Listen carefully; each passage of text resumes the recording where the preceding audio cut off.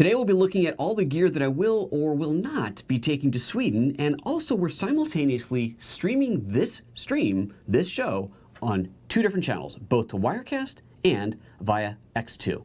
Let's see which one's better, shall we? Totally makes sense. That then totally makes sense. Good morning and welcome to PhotoJoseph's Photo Moment, the first live daily show every weekday morning, 9:30 a.m. Pacific, here on YouTube about photography, video, and all cool related type topics and things. Today, we're talking gear and we're talking streaming. So here's what's happening. Today's show right now, if you're watching live, is a little bit special because I am simultaneously streaming this show to two different shows, two different events, videos, whatever you call them, on YouTube. One of them is going via Wirecast, the way that I normally would do this, and the other one is going via the Epiphan X2.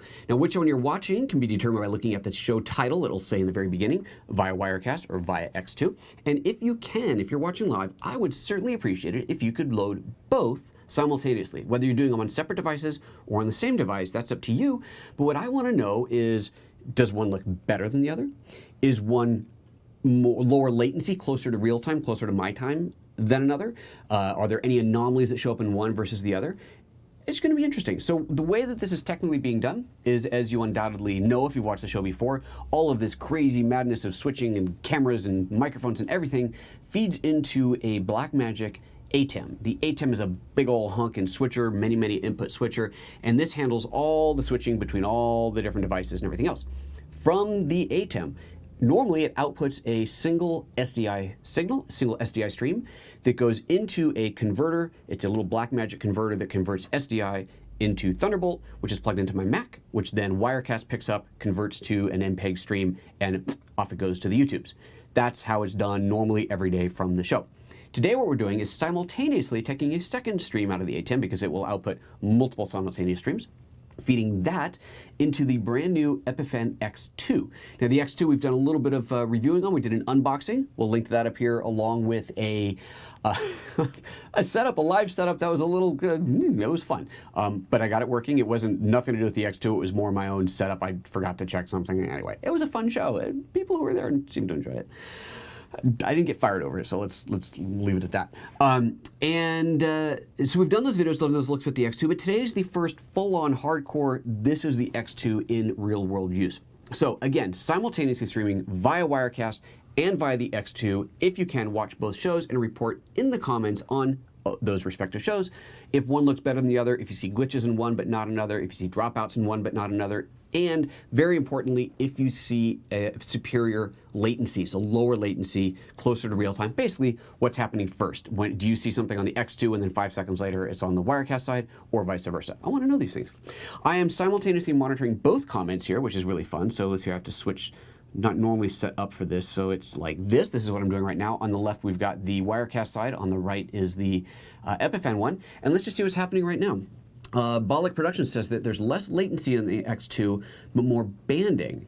Definitely banding on the X2. It's unpleasant, so that's interesting to hear. And let's see here. Marvin says better picture from the Epiphan. So a couple of people saying better on the Epiphan. Well, no, that's it. So Marvin says better picture on the Epiphan, but Bollock is reporting banding on the Epiphan. That's interesting. Sam says, we use an Epiphan AVIO USB capture device with Wirecast at work for live streams. We feed VGA, PowerPoint slides for seminars, into the AVIO. VGA, man, could you get any lower resolution? It's a 1080p/4K world, my friend. You gotta go 4K. That's the way to go. Okay, we're not 4K yet, but I'm working on it. Working on something.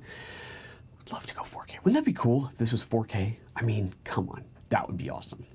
We'll see what happens. Anyway, so that's what we're doing. We are simultaneously streaming both. Ryan says that he's seeing the banding too, but you're seeing a better color quality on the Epiphan. All right, well, we'll see at the end of the day which one you guys think shows up, looks better. Yeah, Stuart Schaefer is also confirming the X2 is banding. All right, well, we're going to change scene. So I don't actually have to go into the other room today, but we're going to do it just so that I can throw different screens through the processing and we can see which one might turn out better. So today's main show, the main topic is what am I bringing to Sweden? So let's just head out there. We'll switch now, head out there and pick up this conversation in the other room. So the whole point here is that I want to kind of go through with you guys in real time, if you will, what I'm taking on this trip. So here's the deal. I'm going to Sweden for a week with my kids. This is family vacation. FYI, follow the Twitter account Secret Flyer, Secret Flying. Secret Flyer, Secret Flying. Secret Flying, Ryan says. You got to have it pushed, right? You got to have it pushed to your phone via Twitter so that you get the alerts as they come. And believe me, it's a fire hose. You're going to get dozens of tweets a day. But you just glance at it very quickly and you know to ignore it if pretty much instantly if it doesn't apply to you. But what Secret Flying does is they tweet out incredible airfare that they find, and they can be all over the world, from anywhere to anywhere. You might see things from Tokyo to Paris, and then you see something from LAX to, I don't know, to Phoenix, Arizona, right? It can be little trips, big trips, all over the place. But you're looking, and when you see something that pops up with an airport that's nearby, one of your airports, now you know to continue reading the tweet, and you go, oh, okay, well, wow, I can fly from SFO to Stockholm for only $412. What? And that's what happened. That's how I found this trip. So I booked this like January, February, or something. It was a really long time ago. And I booked out this trip where I am taking the kids, just the bigger kids. We're traveling with the 2.5-year-old. It's like, just forget it. So separate vacations this year. I'm taking the big kids and we're off to Stockholm for a week because that's how long the airfare loop worked, and it's going to be great. We're going to have so much fun. We're really looking forward to it. So point is, it's vacation.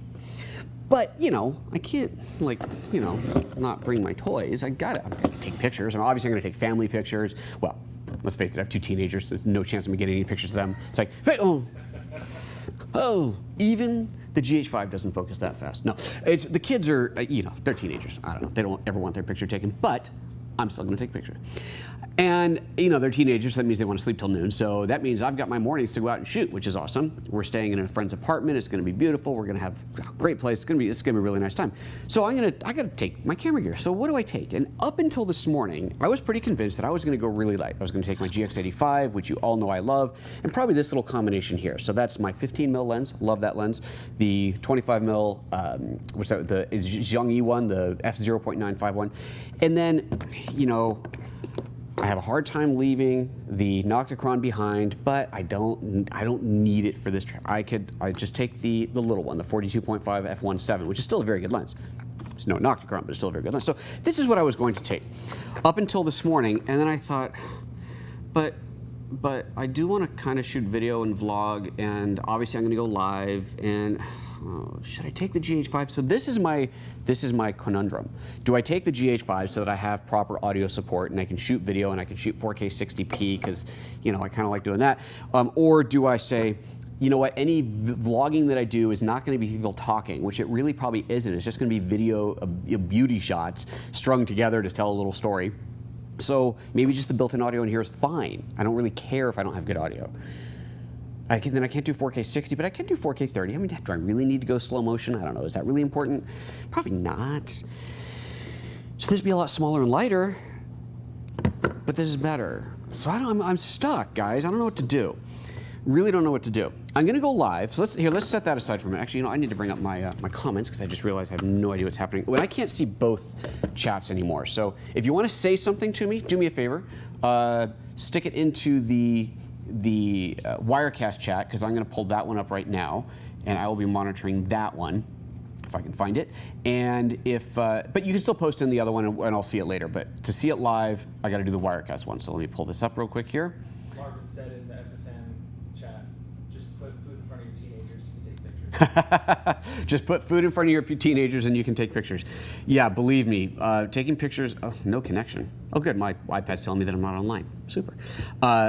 Taking pictures of my kids while they're eating, they know where I sleep, all right? Let's not get carried away. All right, current live streams, here we go. Wirecast, let's see, now it's working. I just had to force quit the YouTube for some reason. All right, there's the chat coming up again. Chris Fenwick saying, once again with the super nerdy tech test, you never let up. No. I mean, come on, that's part of what keeps this show fun, right? Marvin says, taking pictures of teenagers is easy. Oh, easy, just put food down in front of them. Yeah, well, there you go. Okay. All right, let's talk about the other stuff that I'll be doing. So clearly, I can't just go to shoot video and shoot video. I got to stream. I got to live stream. I can't be offline for a week and a half. That's no fun. I want to share what's going on. Maybe I'll live stream some sunrises. I don't know. Anyway, so I'm going to take a couple things for streaming. I am, of course, going to take the lovely little Mevo, because let's face it, this thing is dead easy to use. It's awesome. It just works all the time. If I want to go online, push a button, fire up the iPhone, and I got a great signal, better than just going from the iPhone itself. So I basically don't go anywhere without this now. This is just done deal. This is coming with me. That is not open for debate. And then I'm thinking, not thinking, I'm doing it. I'm taking the Teradek VidiU, and here's why. I have been playing with, and I'm going to do a show on this. I might record a show later today and then just release it sometime when I can't go live. But I've been playing with this app called Live Air that's from Teradek that allows you to control on the iPad. It's a whole switching interface. And the free version actually does quite a bit, but I might have to go for the paid version just to get enough layers and channels to do what I want. But I can take my GH5, or I could also use this guy, use the GX85. Feed the video into here, right? And I could feed my audio into this, right? So I can feed my audio into this if I use powered audio. We know we discovered that the hard way last week or 2 weeks ago. Anyway, so I could feed my video and audio into this, and then this connects to the iPad, and the iPad sees this video stream. But then I can do things like add my lower third banner. I can add opening show graphics. I don't have to just go live and turn off, go live and go not live, go live and go dead. That sounds terrible. I can actually do the switching, and I can load up pictures. Go, oh, I want to show you this picture that I shot yesterday, and I can pull that up. So I can do all that from Live Air. It's a whole switching interface built into the iPad. Really, really cool. So I've been playing with it, and I'm digging it. So I think I'm going to do that in case I want to do a bigger production. So that means I'm going to take this, but this is small and light, and I'll take the Mevo. So there's my live stuff. That's got to go with me. Obviously, the spark's coming. I'm come on, let's face it. I'm not going anywhere without this. And by the way, I found a nice way to travel with this thing. You'll notice I've taken the propellers off. This right here is just a little AA battery holder. I think it probably came with some batteries that I bought at some point, some rechargeables. But my little propellers fit perfectly in here, just nicely kind of crisscrossed, and kind of sort of see that, nicely crisscrossed in there, and perfect way to protect them. And then this thing, what's really cool is even when I put it in my bag, I don't worry about this too much because, if you can see this, but the legs go out farther than the camera. So it's obviously not the greatest protection in the world just putting it in here like this, but it's fine. Then taking off the propellers is good. I finally broke my first propeller, but not because I flew into a tree, because I had this in my bag with the propellers on. And it wasn't even the regular propeller that broke, the blade that broke. It was one of the little tiny feet that snapped off. So I'm doing pretty good with propellers, actually. So that has to come with me. All right, so we got that. So I'm not gonna take the Nocticron. As much as it pains me, I won't take that. I gotta take my extra battery for the iPhone because, I chew through my iPhone battery in a day. This big battery pack, there's so many of these on the market now. I've had this one for quite a few years from a company called RAV Power. What is this thing? 15,000 milliamp hours. This will allow me to recharge my devices a couple of times. I won't carry this around with me, but I'll take it with me, especially on the plane, because you never know, oh, maybe the charger on the plane doesn't work, or there's not enough ports, or you're stuck on a layover or something. God only knows. But this is a must-have for the flight. So that'll get used on the flight there and back, and that's probably about it. Leave it in the room otherwise. SD card reader. Oh, so, well, here, before we get into that, let's get into something really important. Taking the iPad Pro, not taking my laptop. This is a big step. It's a big step for me. I'm not taking the laptop because I don't want to carry the weight. I don't need it. I'm not working. I'm there on vacation. But I want to be able to edit my photos. I want to be able to edit my video. Well, we've seen, what's the software that I use now? I forget what it's called. The Lumu something power. Is that right? For my video editing, let me see, Luma Fusion, that's the one. So Luma Fusion that I'm using now for editing, it's no Final Cut, but it's pretty freaking incredible. And this is all on the iPad, so I'll be using LumaFusion to do any video editing that I want to do. I've got Lightroom Mobile on here. Keep in mind that with Lightroom Mobile, when I load my raw files into here, those raw files do get synced up to the cloud, and at that point, the original raw file can be removed from the iPad, freeing up space. Now, if you're confused about that workflow, I had intended to do a whole workflow video around it, and I started recording it, and I just haven't finished yet because it's a big thing. I'm going to watch my podcast interview that I did with Lightroom guys. It was beginning of season 2 of the podcast, but we'll link to it up here. But if you look at the PhotoApps.expert podcast, I did an interview with Adobe, and we talked about Lightroom Mobile and the entire workflow there, and it's really, really informative. I'm going to watch it again just to make sure I haven't forgotten anything important. But I can travel just with this and shoot raw, edit on here, obviously output and share anything that I want, and know that my raw files are backed up safely to Adobe Cloud. So that's pretty cool. So I'll be doing that, which means, of course, that I need to be able to ingest my raw files. So that's the SD card reader. That's the little SD, micro SD or whatever it's called, so that I can pull in pictures off the Spark. So there's that. I will travel with the LTE modem. Now, my T-Mobile plan gives me LTE all over the world. Pretty awesome there. So I will use this so that I can very cleanly go online from this. So remember, this is my little Teradek along with this thing there. Now you might be asking, why not take the X2? Since obviously I'm doing the show by the X2 right now. Because I don't have all the switching control and power that I want through the iPad, and it's kind of unproven at this point. I haven't used it enough. I know this will do what I want it to do. It's just, this doesn't work. I mean, this costs 3.5 times as much, so it should do more. But that's what I'm going to take on this trip. That's what I'm taking on this trip. Okay, so let's see what's going on in the comments here. Oops, wrong screen. And see if you guys have any opinions to share on this matter. Oh, let's see here. Ben5 Shuttle says, you're a gadget man. It has to be the GH5. You know it has to be. But this is so nice. You know how nice it is to travel with something so small? And if I do this, if I go with the GH5, then I'm probably going to do the 12 to 60. So now suddenly this is the camera that I'm taking everywhere. Whereas if I take this, I wouldn't take the 12 to 60. I'd go with a couple of primes. Not that I couldn't do the prime, but anyway, it's just smaller, and I don't know. I'm leaning towards this because I can use this. I can use this through my live streaming. I can. It works.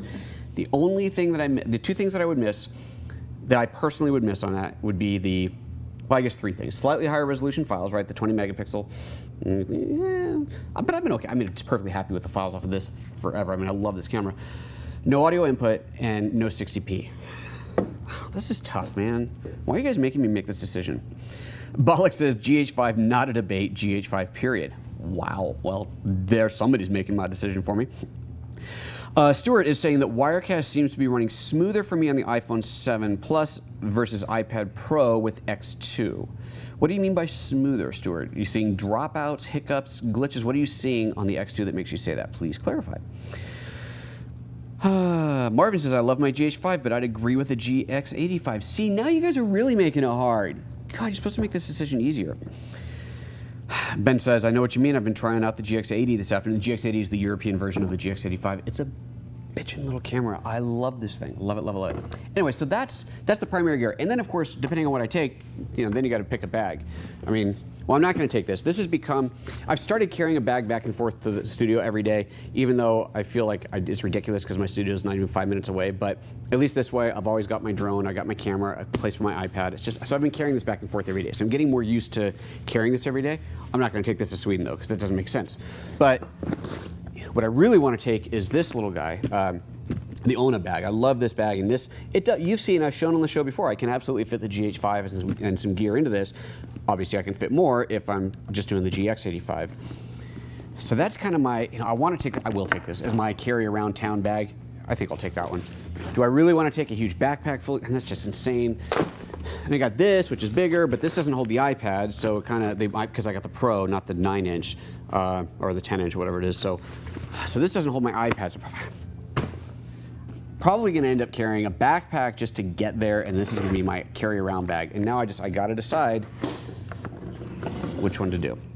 It's tough, man. This is tough. All right, let's go back in the other room. I want to do some other tests. I want to see what's going on with the X2, and also I want to throw a computer screen up on the stage just so that we can see what the X2 does with that, because I think that's an important thing to check as well. In the meantime, let me take a look over at the comments, see what I've been missing off the X2 side of the chat, if anything.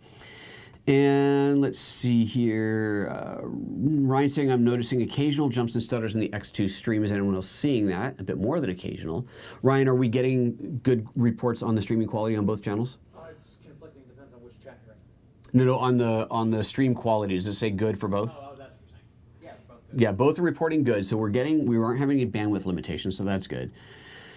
KR7 says, X2 looks smoother and slightly better colors on my gaming rig plus IPS monitor. Interesting. Ryan says, you're definitely seeing stutters. Look carefully when I move. You'll see little stutters in the movement, but better color. Very, very, very interesting. Ben5 says, if the wife isn't going, just take it all, the gear. I want to travel light. I do want to travel kind of light. But I suppose there is that. I mean, I could take both. Oh, why did you say that? Now I could take both. It's true. I could.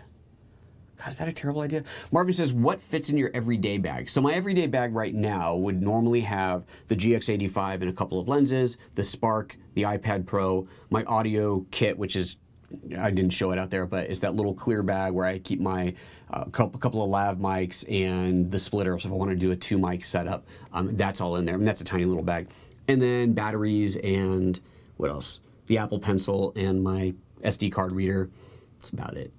That's about it. That's what's in my kind of everyday bag.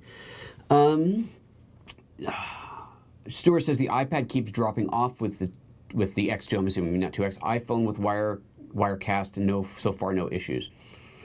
Interesting. Well, Epiphan is watching live. I'm curious what you think of the quality difference as well. Now, to be fair, let's just, I probably should have said this at the beginning, let's talk about what the difference is between the two streaming solutions. So we got Wirecast, which is a $500, I think, piece of software running on a 5K iMac.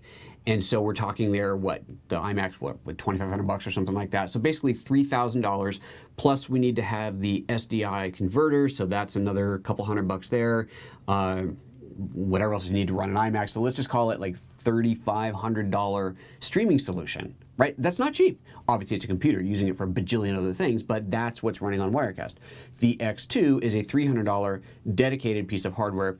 Lightweight, portable, not battery powered. You do still need to plug it into the mains or plug it into some kind of a power supply, but it is a dedicated streaming device, much less expensive, but presumably has much less computing power to it. So in theory, the iMac should be able to, if Wirecast is doing a good job, should be able to encode a better quality signal.